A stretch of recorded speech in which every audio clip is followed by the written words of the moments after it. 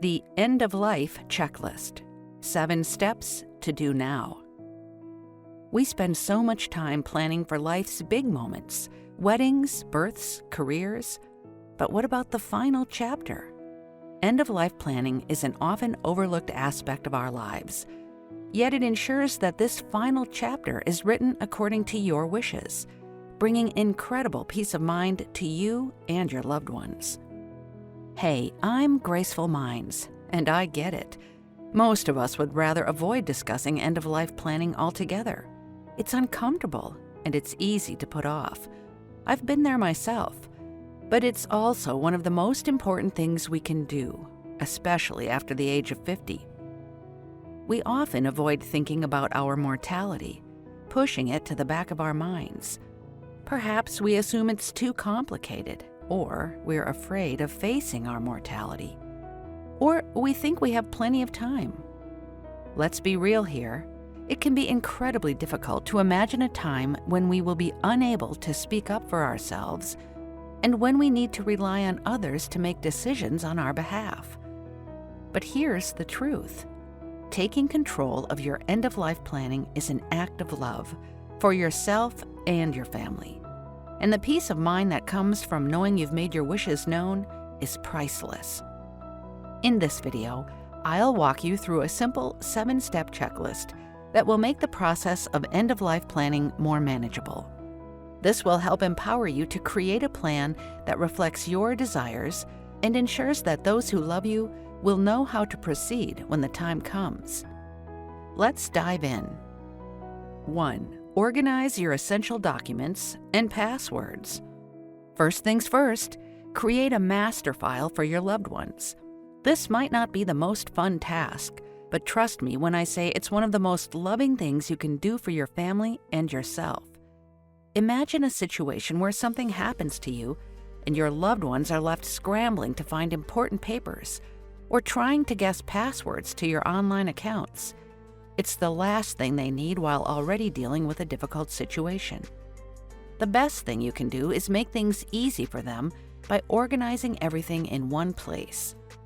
Gather all your essential documents, your will, power of attorney documents, insurance policies, bank information, property deeds, and a list of key contacts.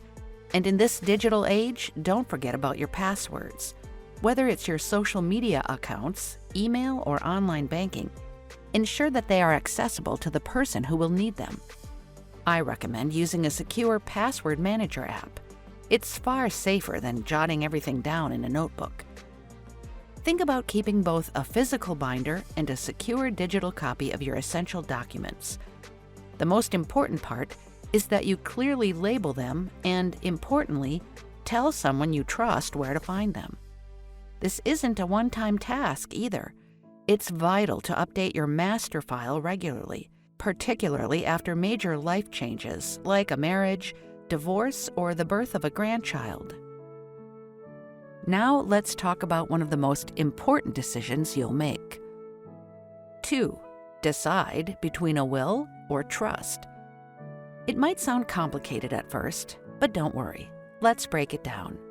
You need to have a plan for who gets your assets after you're gone. Otherwise, the state will decide how to distribute your belongings, which may not align with your wishes. A will is the simpler option. It's a legal document that states who gets what.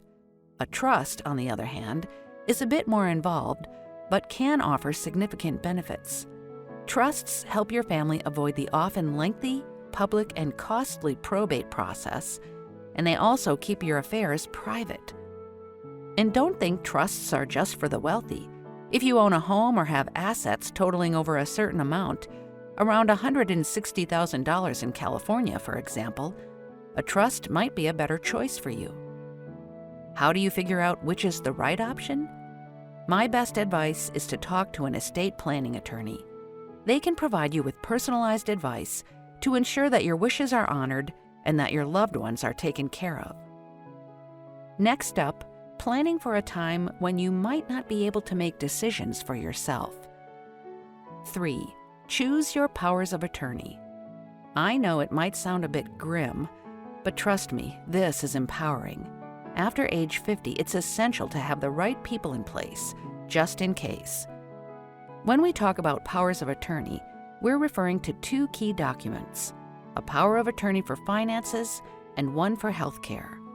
In essence, you're selecting someone you trust, be it a family member or close friend, to handle your finances and make medical decisions based on your wishes if you become unable to do so yourself. Think about it this way: if you were in an accident or unable to make decisions, who would you want paying your bills? Who would you trust to make medical choices that align with your values and beliefs? The healthcare power of attorney, sometimes referred to as a healthcare proxy or agent, is particularly important. This person could be responsible for decisions related to your medical treatment, surgeries, medications, and even end-of-life care. Before you nominate someone for this role, make sure they are not only willing to serve, but that they also understand your wishes.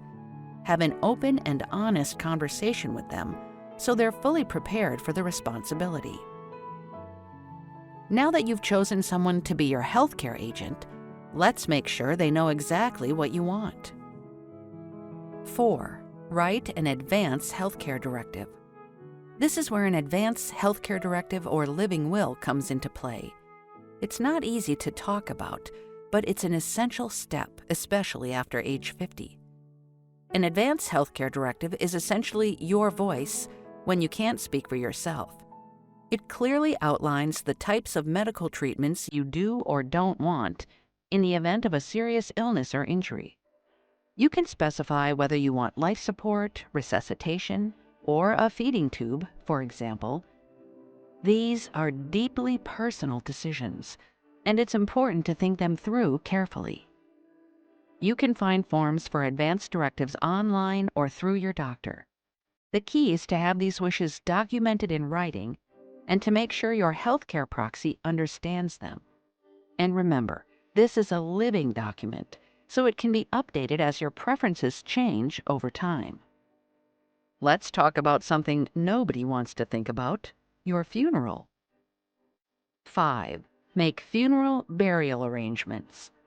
Trust me, making arrangements in advance is one of the kindest things you can do for your family. Grief is already an overwhelming experience, and adding the burden of making funeral arrangements on top of that can be extremely stressful for your loved ones. If you can pre-plan, you give your family the gift of time to mourn and honor your memory, without having to make difficult decisions during a stressful time. Think about your wishes. Do you want a burial or cremation? Where would you like your ashes to be scattered if you opt for cremation? Are there specific songs you'd like played at your service, or particular readings you'd like shared? Taking care of these details now ensures that your wishes will be respected. You can consult with the funeral director to explore different options and even prepay for your arrangements if that's something you choose to do. Now, let's talk about our beloved pets. 6. Pet trust. Our furry, feathered, or scaled family members. We love them like family, but legally, they're considered property. And after age 50 especially, we need to ensure that we have a plan in place for their care should something happen to us. Start by talking to your friends and family about who would be willing to take your pets in and care for them if you're no longer able to. Put that plan in writing, even if it's a simple agreement. If your pet has special needs or you want to ensure more detailed care, you might want to look into a pet trust. A pet trust is like a trust fund for your pet. You can set aside money for their care and provide instructions on their feeding schedules, veterinary care, and even their favorite toys. Having this plan in place guarantees that your pets will be well cared for, no matter what happens. Finally, we have the deeply personal part of end-of-life planning. 7. Write a letter of intent. This letter is your chance to leave behind something meaningful that a will or other legal documents might not cover. It's a final opportunity to share your thoughts, love, and legacy with your family. You can write down family stories, explanations for important decisions you've made throughout your life, or simply your hopes and dreams for your children, grandchildren, or loved ones. It doesn't need to be formal or perfect, just speak from the heart. This letter is a powerful gift that offers a sense of closure and connection for both you and your family. End-of-life planning can seem daunting, but breaking it down into manageable steps can make it much more approachable.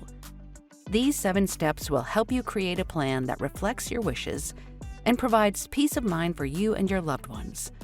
Remember, this is not a one-time task. It's an ongoing process that requires updates as your life evolves. But taking the time now to plan will make the inevitable part of life a little easier to face, and it will allow you to rest assured knowing that your wishes will be honored. For more information and resources on this topic, be sure to check out the references in the description below. And for more tips on living your best life after 50, be sure to watch my video on finding your purpose after 50, how to start over and thrive. Thanks for watching, and I'll see you soon.